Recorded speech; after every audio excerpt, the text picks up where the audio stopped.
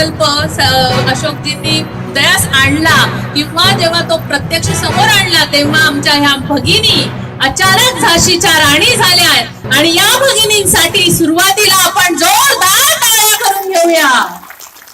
So ह्या टाळ्या फक्त आणि फक्त तुमच्यासाठी की जी घरात बसलेली माझी राजापूरची भगिनी होती ती आज जी आपली 18 गावं पीडित आहे या प्रोजेक्ट खाली येणार आहेत त्या आज बाहेर आलेल्या आहेत की कुठेतरी माझ्या कोकणाचा निसर्ग मला वाचवायचा आहे. मग जेव्हा मला हा निसर्ग वाचवायचा आहे, हा निसर्ग जेव्हा गव्हर्नमेंटने आणला त्याच्या मागे उद्देश हा आहे की इथे औद्योगिकरण व्हावं आणि इथे जास्तीत जास्त लोकांना रोजगार मिळावा. कारण मी ऐकतेय सकाळपासून की मुलं 10वी 12वी झाली की कोकणातली मुलं मुंबईत जात आहेत आणि तिथे नोकरी शोधतायत. सो हे कुठेतरी थांबायला हवं म्हणून इथे गव्हर्नमेंट औद्योगिकरण आणतंय. पण ही निसर्ग संपत्ती जी आपल्याला लाभलेली आहे त्या निसर्ग संपत्तीला हानी होता कामा नये आणि मी देखील त्यासाठी खास मुंबईवरून तुमच्यासाठी इथे आलेली आहे. कारण निसर्ग वाचवणं हे माझा देखील उद्देश आहे. आपण या निसर्गाच्या प्रती आपलं देणं आहे, या समाजाच्या प्रती आपलं काहीतरी देणं आहे. मी इथली नाहीये पण मी इथे आली आहे कारण ह्या प्रकल्पासाठी. कारण की हे मला देखील हे विरुद्ध म्हणजे हे नको व्हावं हे मनापासून वाटतंय. कारण निसर्ग संवर्धन करणं हे तुमचं माझी सगळ्यांची जबाबदारी आहे. बरं मग हे जर निसर्ग जर औद्योगिकरण करायचं नाहीये मग अशोकजींना प्रश्न पडला की मग माझ्या भगिनींना त्याला पर्याय काय आहे. आणि पर्याय असा आहे की आपण इथे जे आपल्याकडे उपलब्ध आहे त्या उपलब्ध साधनांचा वापर करून इथे उद्योगधंद्यांची निर्मिती करूया जेणेकरून माझ्या भगिनींना तर रोजगार मिळेलच पण आज जी मुलं 10वी 12वी पास आउट होऊन मुंबईमध्ये 5-6 हजाराची नोकरी करून खुराड्यामध्ये भाड्याने राहत आहेत. इथे मी ऐकलं सकाळपासून ऐकते ऍक्च्युली की इथे बागायती शेती आहेत. 100-150 एकर जमिनी असताना आज 10-12 हजाराच्या नोकऱ्या आपली मुलं मुंबईमध्ये करत आहेत. तर का तर त्यांना जीवन जगायचं नाहीये तर त्यांना फक्त जीवन शैली जगायची आहे, लाईफस्टाईल जगायची आहे. पण हे थांबवण्यासाठी आपण इथे छान उद्योगधंदे करू शकतो. तुम्ही म्हणाल मॅडम इथे काय उद्योगधंदे करणार, इथे आमच्या तुम्हाला शहरामध्ये भरपूर काय काय ऑप्शन्स आहेत, इथे आम्हाला काही ऑप्शन्स नाहीये. मैत्रिणींनो मी सांगते तुम्हाला अशाच एका ठिकाणी मी गेले होते आणि माझ्या भाषणामध्ये बोलता बोलता मी बरेच मुद्दे बोलत होते आणि तिथे एक 55 वर्षाच्या आजी बसलेल्या होत्या ज्या आपल्या लेकीकडे आल्या होत्या गावावरून, एका छोट्याशा गावावरून आणि त्या असंच माझं भाषण ऐकत होत्या. भाषण ऐकता ऐकता त्यांना काय प्रेरणा मिळाली माहित नाही. त्या आपल्या गावी गेल्या. गावी जाऊन शेणाच्या गौऱ्या करतात माहितीये, गौऱ्या. त्या शेणाच्या गौऱ्या ज्याच्यात त्याची काहीही त्याला भांडवल लागत नाही त्या ते रस्त्यावरचे शेण सगळं जमा करून त्याच्या गौऱ्या त्यांनी बनवल्या आणि त्या गौऱ्या त्यांनी विकायला सुरुवात केली. गावात नाही, गावात तर गौरी तुम्ही फुकटात द्याल तरी कोणी घेणार नाही कारण सगळ्यांकडेच ते शेण दारात पडलेलं असतं. त्या गौऱ्या तुम्ही विचारही करणार नाहीत पण त्या 55 वर्षाच्या स्त्रीने त्या गौऱ्या विकल्या स्मशानात आणि देवस्थानात. विचार करू शकता तुम्ही, स्मशानात आणि देवस्थानात गौऱ्या लागतात कारण लाकडं पेटवायलाही सुरुवातीला जाळ घ्यायला गौऱ्यांची गरज पडते. आणि हा उद्योग त्यांनी 55व्या वर्षी त्यांच्या हा डोक्यात आला आणि त्यांनी त्याला हळूहळू सुरुवात केली. सो मी इथे म्हणत नाही की तुम्ही पण आता शेणाच्या गौऱ्या करा आणि विका, पण मी इथे बघितलं की तुमच्याकडे निसर्ग खूप सुंदर आहे. आंबा, फणस, काजू, कोकम हे सगळी जी उत्पादनं तुम्हाला नैसर्गिकरित्या लाभलेली आहेत त्यांचाच वापर करून तुम्ही छान उत्पादन बनवू शकता. त्याच्या व्यतिरिक्त मसाले आहे, लोणची आहेत, पापड आहे, हे उद्योग तुम्ही करू शकता. एवढंच नाही तर कुणाला विणकामाची आवड असेल, कुणाला भरतकामाची आवड असेल. हे जे आता सरांनी विचारलं की इथे आठवड्याचा बाजार भरतो, किती जण तुम्ही बाजारामध्ये प्रोडक्ट विकायला जाता. मी आता इथे बसून बघितलं एकीचाही हात वर आला नाही. का हा प्रश्न तुम्ही स्वतःला विचारा की का मी माझी जी बाजारपेठ आहे तिथे माझे प्रोडक्ट घेऊन जाऊ शकत नाही. तुमच्याकडे अजून जसे इथे मॅडम होत्या, मॅडम म्हणाले की मी 27 लोकांना कामाला ठेवलं. सो दॅट सो नाईस की त्यांनी तो तशा रीतीने विचार केला. मग तो विचार तुम्ही का नाही करू शकत. अरुणिमा सिंग तुम्हाला माहितीये, अरुणिमा सिन्हा कोणाला माहितीये हात वर करा. मे बी पुरुषांना माहित असेल कारण त्यांचं जनरल नॉलेज जास्त असतं. अरुणिमा सिन्हा ह्या जेव्हा या एक खेळाडू होत्या कॉलेजमध्ये आणि ट्रेनमध्ये प्रवास करत असताना गुंड त्यांची चेन घेऊन जात होत्या. मी छोटी पटकन शॉर्टकट मध्ये सांगते कारण मला माहितीये तुम्हाला उशीर झालेला आहे, घरी स्वयंपाक करायचा आहे. पण ही सांगणं फार गरजेचं आहे की आज सावित्रीबाई फुलेंचं उदाहरण तुम्हाला माहितीये की प्रबोधन करण्यासाठी, शिक्षण क्षेत्रात उतरण्यासाठी त्यांनी शेरणं देखील सहन केलेलं आहे. झाशीची राणी तुम्हाला माहिती आहे की तिने काय काय केलेलं आहे. आपल्याला जिजाऊ माहितीये की शिवरायांनी त्यांनी कसं घडवलेलं आहे. या कथा आपण नेहमीच ऐकत आलेलो आहे. पण आजच्या झाशीच्या राणी ज्या अजून जिवंत आहेत त्या तुमच्यामध्ये देखील बसलेली आहे, माझ्यामध्ये देखील आहे, स्टेजवर देखील आहे आणि कदाचित महाराष्ट्राच्या घराघरामध्ये आहे. तर अरुणिमा सिन्हा ही त्यातलीच एक झाशीची राणी जी जिवंत आहे. तिच्यावर मी लेख लिहिला होता. तो लेख माझा एवढा सोशल मीडियावर व्हायरल झाला होता की तो त्यांच्यापर्यंत पोहोचला आणि त्यांनी मला त्यांच्या हाताने सही केलेलं एक फ्रेम त्यांनी मला पाठवली होती. तर अरुणिमा सिन्हा ट्रेन मध्ये जेव्हा जात होत्या गुंडांनी त्यांची सोन्याची चैन हिसकावून घेण्याचा प्रयत्न केला. ती त्यांनी फाईट केली की मी देणार नाही. गुंडांना राग आला, गुंडांनी त्यांना ट्रेनच्या बाहेर ढकलून दिलं.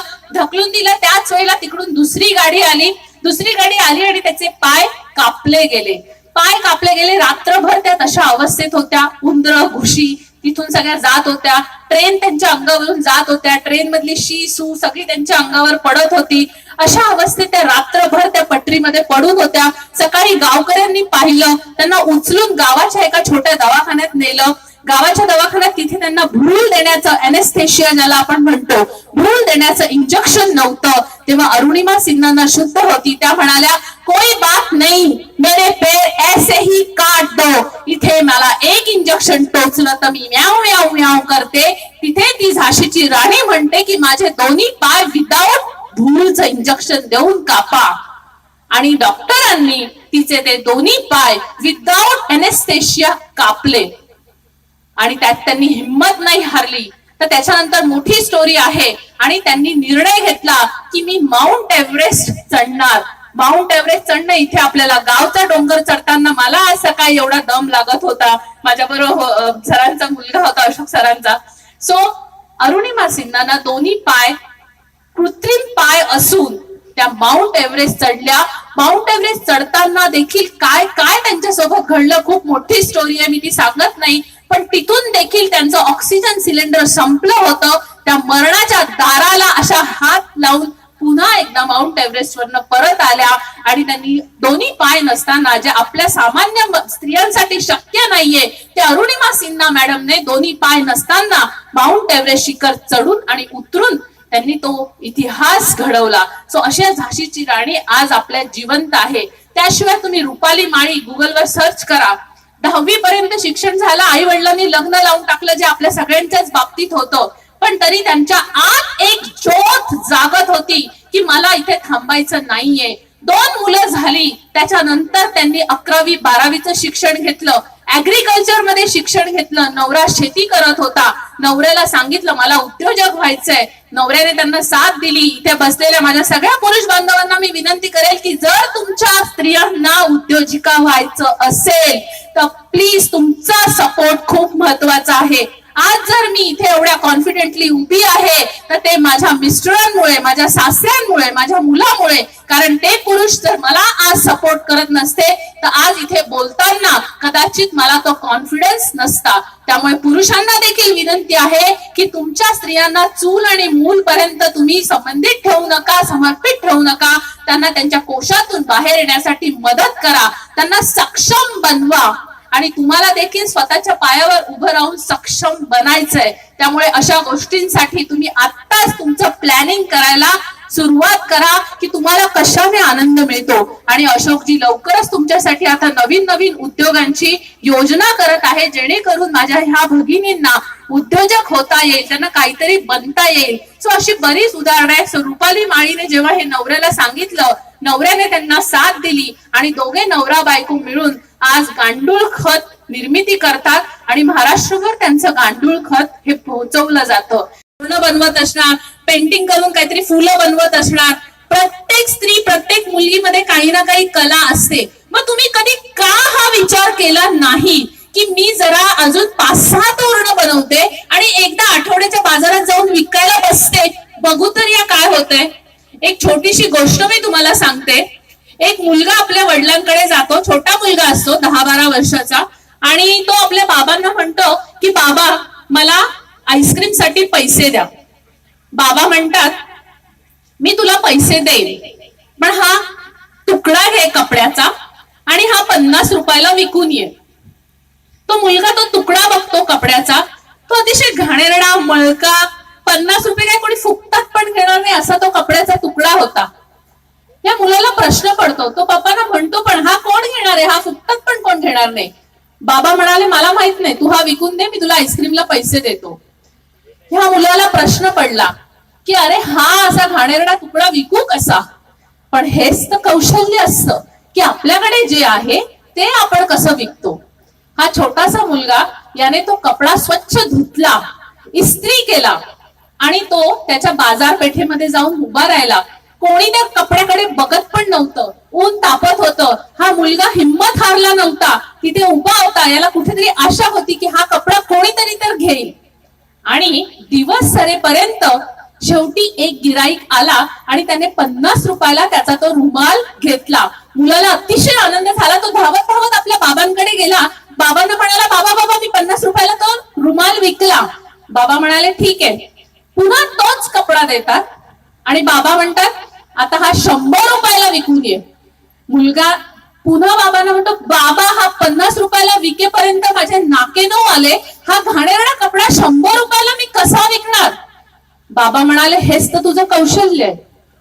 मुलगा पुन्हा पेचात पडला की हा कपडा 50 रुपयाला विकता विकता उन्हात माझी अशी हालत झाली.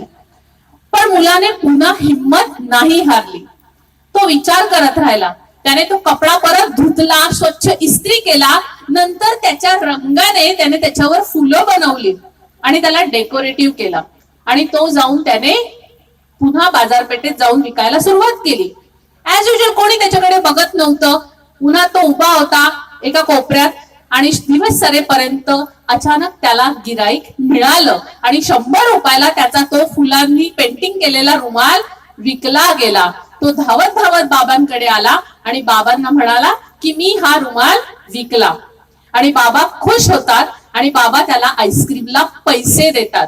सो मैत्रिणींनो किंवा मित्रांनो देखील जे शहरामध्ये मायग्रेट होतात, इथे बरेचसे माझे बंधू उभे आहेत, या उदाहरणावरनं तुम्हाला काय काय शिकायला मिळतं. मी आता इथे विचारत नाही कारण उशीर झालेला आहे, नाहीतर जनरली मी पब्लिक मध्ये जाऊन माईक देऊन त्यांना बोलायला लावते. तर या उदाहरणावरनं आपल्याला हे समजतं इच्छा तिथे मार्ग.